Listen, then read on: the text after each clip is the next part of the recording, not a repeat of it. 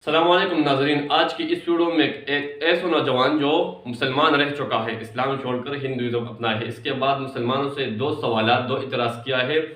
आप लोग इसके इतराज़ात सुनना है। इसके बाद डॉक्टर जाकिर नाइक ने जो जवाब दिए हैं इसको वो भी सुनना है। अगर चैनल पर न्यू है तो चैनल ज़रूर सब्सक्राइब कीजिए एंड बेल आइकन दबाएँ। तो चलते हैं, वीडियो प्ले करते हैं कि वीडियो में उन्होंने कैसे सवालात किए हैं। और सनातन धर्म है अहम ब्रह्मास्मि, किसी मोहम्मद की जरूरत नहीं हमें। तो 1400 वर्ष पूर्व एक व्यक्ति जो आया था जिसने पूरे संसार को एक ऐसे अंधकार में डालने का काम किया, अपनी काम इच्छा को पूर्ण करने के लिए ऐसी ऐसी शिक्षाएं दी कि आज उसको मानने वाला प्रत्येक व्यक्ति माता और बहनों को खेती समझता है और उनको केवल इस्तेमाल की प्रयोग करने की वस्तु समझता है और उनको मारना और पीटना अपनी मर्दानगी समझता है। बहन ने सवाल पूछा है सूरह बकरा की सूरह नंबर 2 आयत नंबर 223, जिसमें बहन ने पूछा कि ये women are your tilth, treat them like your tilth.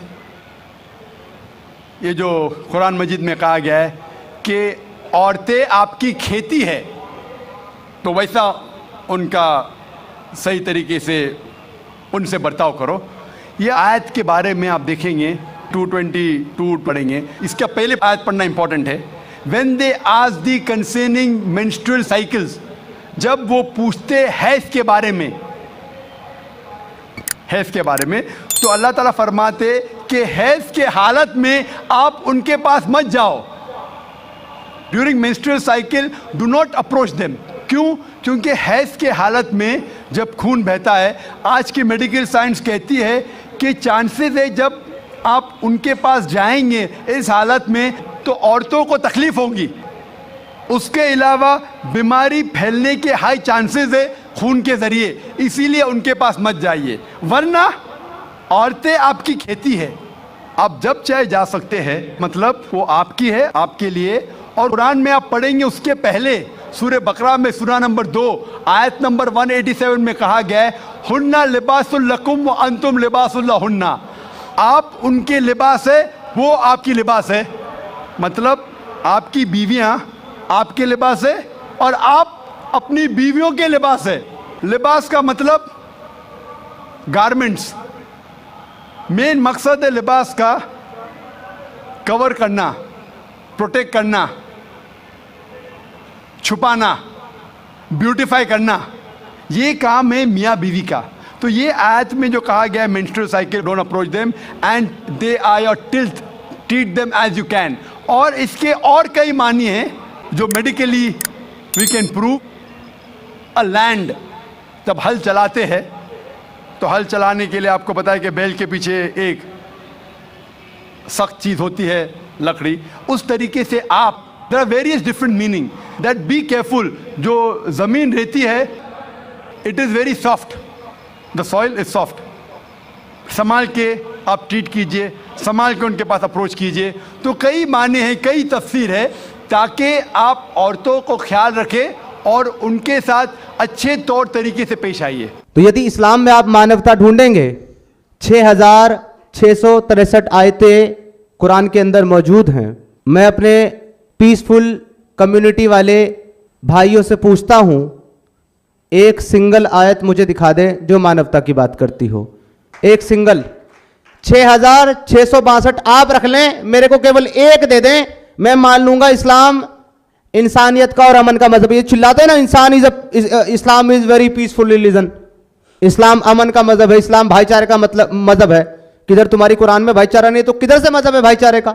जो भी दुनिया में ये कहता हो इस्लाम इज अ पीसफुल रिलीजन, उसको मेरा चैलेंज है, वो दुनिया का कितना ही बड़ा स्कॉलर हो, किसी भी कंट्री का रहने वाला हो, कैसा भी मुसलमान हो, वो आए इस टॉपिक पे मेरे से डिबेट कर ले। अगर उसने साबित कर दिया Islam is a peaceful religion, Islam is a peaceful religion, तो मैं वापस अपने सारे साथियों के साथ इस्लाम कबूल करने को तैयार हूं। अगर वो नहीं कर पाया तो उसको सनातन धर्म एक्सेप्ट करना पड़ेगा। हमें किसी जन्नत की जरूरत नहीं है, हमें कोई 72 हुरे नहीं चाहिए जो कि बॉडी पर बॉम्ब बांधकर फटने से मिलती हो। मेरा सवाल एक है, ये अपना हिंदुस्तान में जो है, पहले हिंदुज़म आया, बाद में बुद्धिज़्म आया, बाद में जैनिज़्म आया और लास्ट में जाके सिखिज़्म आया। ये सब में कभी भी ऐसा झगड़ा लफड़ा बिपड़ा कुछ भी नहीं हुआ। इधर से जितना भी आया जैसे जूइश है, बाद में क्रिश्चियंस है, बाद में इस्लाम है, ये तीनों में 1400 साल होने के बाद भी अभी तक क्यों लड़ाई झगड़े हैं? पहला सवाल ये है। दूसरा सवाल, आप जो टेररिस्ट का जो भी कुछ डेफिनेशन दिए वो तो ठीक है, जान दे दो, मगर टेररिस्ट लोग इस्लाम को बदनाम करते, कुछ भी हो आप उसके अगेंस्ट ये जो काम कर रहे हैं ये बहुत अच्छा है। दूसरी बात, ये अभी जो इराक में वो अच्छा काम नहीं किए, कोई भी हो, मुसलमान हो, हिंदू हो, रिलीजियस प्लेसेस को ऐसा नहीं करना चाहिए। जरा बराबर से सवाल। भाई साहब ने 2 सवाल पूछा है। पहला सवाल पूछा है कि हिंदुस्तान में पहले हिंदू धर्म आया, हिंदुइज्म आया, फिर बुद्धिज़्म आया, फिर जैनिज़्म आया, फिर सिखिज़्म आया। लफड़ा झगड़ा नहीं हुआ, लेकिन ये जुडाइज़म, क्रिश्चियनिटी, इस्लाम में हमेशा झगड़ा है। क्यों? आप शायद अपने मज़हब के बारे में नहीं जानते। आपने महाभारत पढ़ी? महाभारत पढ़ी आपने? पूरी महाभारत में झगड़ा ही झगड़ा है।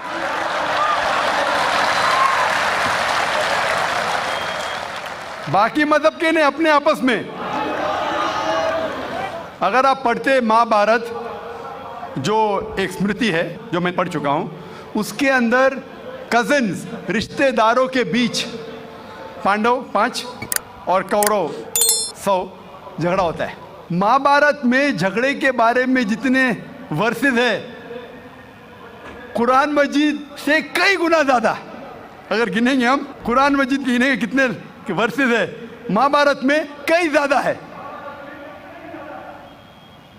और जब आप भगवत गीता पढ़ते हैं, भगवत गीता महाभारत का एक हिस्सा है, 18 चैप्टर्स है। भीष्म पर्व के चैप्टर नंबर 25 to 42 को कहते हैं भगवत गीता। और भगवत गीता सबसे ज़्यादा पढ़ी जाने वाली किताब है हिंदू मज़हब में। और यहाँ ये भगवत गीता श्री कृष्ण राय दे रहे, सलाह दे रहे, सजेशन दे रहे, एडवाइस दे रहे अर्जुन को। जब आप पढ़ते हैं Bhagavad Gita chapter number 1 verse number 45-46, Arjun जंग के मैदान में अपने हथियार को ज़मीन पे रखता है और कहता है श्री कृष्ण से, मैं जंग के मैदान में निहत्था मरना पसंद करूंगा बनिस्बत अपने रिश्तेदारों से लड़ूं। ये कहता है, आपने पढ़ी होंगी। उसके फौरन बाद चैप्टर नंबर 2 वर्स नंबर 2 और 3 में श्री कृष्ण कहते हैं अर्जुन से, अर्जुन तुम इतने बुज़दिल कब से बन गए? तुम नपुंसक कब से बन गए? How have these impurities come in your heart? How have you become important? वो कहते हैं कि क्षत्रिय का धर्म है लड़ना। फिर वर्स नंबर 31, 32, 33 में कहते हैं, वो क्षत्रिय खुशनसीब है जिसे लड़ने का मौका मिलता है। अगर आप लड़ेंगे तो आप स्वर्ग में जाएंगे, लड़ेंगे नहीं तो स्वर्ग में नहीं जाएंगे। कौन कहता है? श्री कृष्ण एडवाइस देते हैं अर्जुन को। अगर मैं कहूँगा कि आपके श्री कृष्ण कहते हैं कि रिश्तेदारों का कत्ल करो, ये शैतानी हरकत है। अगर मैं कहूँगा कि आपके हिंदू मज़हब की किताब में सिखाया जाता है कि रिश्तेदारों का कत्ल करो, ये शैतानी हरकत है। वो हिंदू मुझसे कहता है लेकिन ये जंग है हक और बातिल के दरमियान। मैं बोला कुरान मजीद में भी वही लिखा है, हक और बातिल के दरमियान। मैं जानता हूँ हिंदू मज़हब में ये नहीं लिखा है कि रिश्तेदार कत्ल करो, लेकिन हक के लिए लड़ना भी पड़े, नो प्रॉब्लम। चाहे वो आपके रिश्तेदार हो, चाहे वो आपके वालिदैन हो, नो प्रॉब्लम। तो ये श्री कृष्ण कहते अर्जुन से। और जो क्रिटिक्स ऑफ इस्लाम उछालते मोहम्मद सल्लल्लाहु अलैहि वसल्लम की हदीस को, सही बुखारी की जिल्द नंबर 4 हदीस नंबर 46 किताब जिहाद में अल्लाह के रसूल कहते कि जो भी मुजाहिद जिहाद के लिए जाता है, अगर उसका कत्ल होता है तो वो जन्नत पे जाता है, अगर वो जिंदा वापस लौटता है तो उसे इस दुनिया का माल मिलता है। अक्सर क्रिटिक्स इंक्लूडिंग अरुण शूरी इस हदीस को उछालकर कहते कैसा मजहब है, लड़ने को कहता है, मर जाते लड़ाई में तो जन्नत मिलती है, वरना इस दुनिया की दौलत। अगर आप भगवत गीता पढ़ेंगे चैप्टर नंबर 2 वर्स नंबर 37 उसमें श्री कृष्ण कहते हैं अर्जुन से, अर्जुन उठो और लड़ो। अगर आप मर जाएंगे, कत्ल हो जाएगा, आप जाएंगे स्वर्ग में। अगर जिंदा वापस लौटेंगे तो दुनिया की दौलत मिलेंगी। हू बहू जो सही बुखारी में मोहम्मद सल्लल्लाहु अलैहि वसल्लम ने कहा, वही कहते श्री कृष्ण अर्जुन से। मुझे लगता है कि अरुण शूरी ने भगवत गीता पढ़ी नहीं। अगर पढ़ी होती तो इस्लाम के खिलाफ नहीं लिखते। तो आपको सही जानने के लिए दोनों किताबों का मुताला करना पड़ेगा। आप कह रहे हिंदुइज्म आया, बुद्धिज्म आया, अशोका क्या किया? लाखों लोगों को मारा। आप बोलते कत्ल हुआ ही नहीं। आप शायद भूल गए, आपने हिंदुस्तान की तारीख पढ़ी ही नहीं। तो हिंदुस्तान की तारीख आप पढ़ेंगे, यहाँ भी कई लाखों लोगों का कत्ल हुआ है। ना ही सिर्फ महाभारत के अंदर लिखा है, आप देखेंगे अशोका फिर वो दुनिया को त्याग करता है और फिर वो संत साधु बन जाता है, लेकिन पहले तो कत्ल किया किसने? तो आप देखेंगे हिस्ट्री में यहाँ भी कत्ल हुआ, जुडाइज्म में भी है, क्रिश्चियनिटी में भी है, इस्लाम में भी है। जहाँ भी आप देखते कुछ जगह जो झगड़ा हुआ, लड़ाई हुई, वो हक और बातिल के दरमियान, सही है। और कई जगह आप देखेंगे मासूम लोगों का कत्ल किया गया। आप जानते हैं in the history of the world, in the name of religion, मजहब के नाम पे जो सबसे ज़्यादा कत्ल किए वो क्रूसेडर्स ने, ईसाईयत के नाम पे लाखों लोगों को कत्ल किया, ईसाईयत के नाम पे। अगर आप देखेंगे एक शख्स जिसने सबसे ज़्यादा कत्ल किया दुनिया में, कौन है? सबसे ज़्यादा कत्ल किसी किया दुनिया में? हिटलर। हिटलर जूस का कत्ल किया, 6 मिलियन, कितने 60 लाख लोगों का कत्ल किया। मैं ये नहीं कह सकता हूं कि ईसाईयत गलत है। अगर हिटलर ने 60 लाख यहूदी का कत्ल किया, मैं ये नहीं कह सकता हूं कि ईसाईयत और बाइबल ये सिखलाती है। मैं बाइबल पढ़ा हूं, क्योंकि हिटलर ने 60 लाख यहूद का कत्ल किया, हम ईसाईयत को दोष नहीं दे सकते। लेकिन मैं जानता हूं कि ईसाईयत के नाम पे जो होली वॉर कहा जाता है, क्रूसेडर्स ने हजारों लोग को अपने सिर्फ मज़हब को कन्वर्ट करने के लिए लाखों लोग का कत्ल किया। तो आप देखेंगे कई तारीख है, हिंदुस्तान में है, हिंदुस्तान के बाहर भी है, हिंदुइज्म में भी है, बुद्धिज़्म में भी है, आप देखेंगे क्रिश्चियनिटी में भी है, इस्लाम में भी है। लेकिन जब टकराव होता है हक और बातिल का, तो हक के लिए बातिल के खिलाफ हमें लड़ना ज़रूरी है। तो ये आपकी गलतफहमी है। आपका दूसरा सवाल, क्या टेररिस्ट लोग ने, कुछ टेररिस्ट लोग ने इस्लाम को बदनाम किया है, और आपने कहा कि हम अच्छा काम कर रहे हैं, हक को फैला रहे, अमन को फैला रहे। आप कहते हैं, कुछ हद तक सही कहते, जैसे मैंने कहा कि जो मीडिया जिसे टेररिस्ट कहती है, वो टेररिस्ट कौन से टेररिस्ट है वो हमें जानना ज़रूरी है।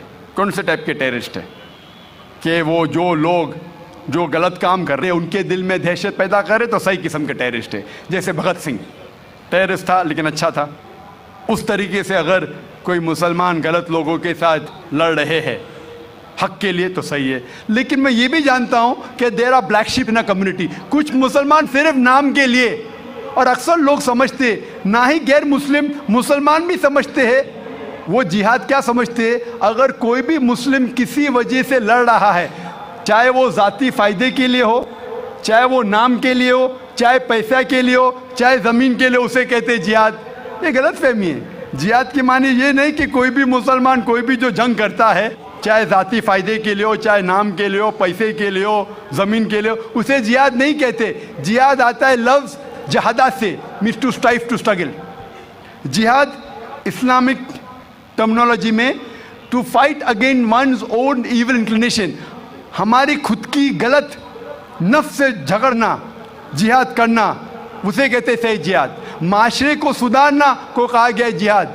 जंग के मैदान में सेल्फ डिफेंस में लड़ना, उसे कहा गया जिहाद। तो मीडिया इसे गलत फैला रही है। अगर आप जानना चाहते हैं कि सही में टेररिस्ट कौन है जो सही तौर पे मासूम लोग के दिल में दहशत पैदा कर रहा है, नंबर 1 टेररिस्ट आज की तारीख में, पुरानी बात छोड़ दीजिए, आज के तारीख में मासूम लोगों के दिल में दहशत पैदा कर रहा है, मेरे हिसाब से नंबर 1 टेररिस्ट है जॉर्ज बुश।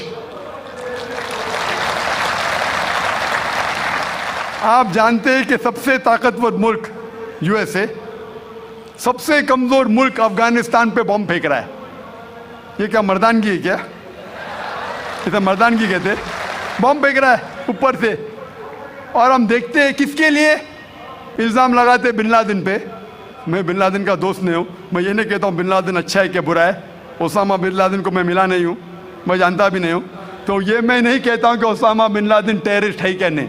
लेकिन अगर मान भी लो, जितने प्रूफ है सब गलत है। अफगानिस्तान बोलती है यूएसए से आप हमको प्रूफ दो, वो प्रूफ देते मुशर्रफ को, टोनी ब्लेयर को।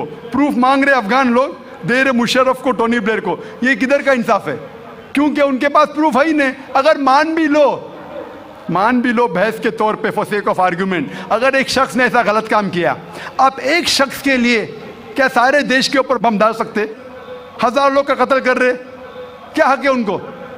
फिर जाते इराक के पास 1000 लोग को मारते। मैं ये नहीं कहता सद्दाम हुसैन अच्छा इंसान है, मैं ये नहीं कहता हूँ, मैं जानता हूँ काफ़ी गलतियाँ की, लेकिन जो इराकी लोग सद्दाम हुसैन के टाइम पे जो उनको तकलीफ हो रही थी, अभी उससे कई ज़्यादा हो रही है, कई ज़्यादा। कौन कर रहा है? George Bush. ये तो मैंने 5 साल पहले कहा था ऑस्ट्रेलिया में, जब मुझे अमेरिकन कॉन्सुलेट ने पूछा था सवाल कि do you consider Osama bin Laden terrorist, तो मैंने उस वक्त कहा था, चंद महीने बाद, 2-3 महीने बाद, 11 सितंबर के बाद, I consider number 1 terrorist to be George Bush, और हेडलाइंस में आया था।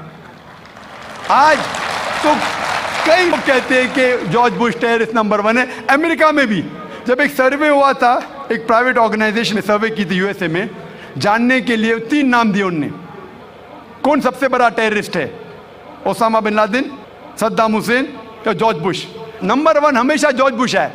गैर मुस्लिम भी कहते हैं सबसे नंबर 1 टेररिस्ट है जॉर्ज बुश। सबसे लोएस्ट परसेंटेज उसको मिला 73%, और कुछ लोग ने 78% लोग ने कहा कि terrorist number 1 is George Bush. अभी उन्हें पता लग रहा है 5 साल बाद, 6 साल बाद। मैं तो पहले कहा था। तो आप मुझसे पूछेंगे कि ये मीडिया ऐसे लोग को लेके उछाल रही है और मीडिया बदनाम कर रही, जो हालात हो रही है, कोई भी मजहबी, चाहे टेम्पल हो, चाहे चर्च हो, चाहे मस्जिद हो, कुरान में लिखा है उसको डिस्ट्रॉय नहीं करना चाहिए।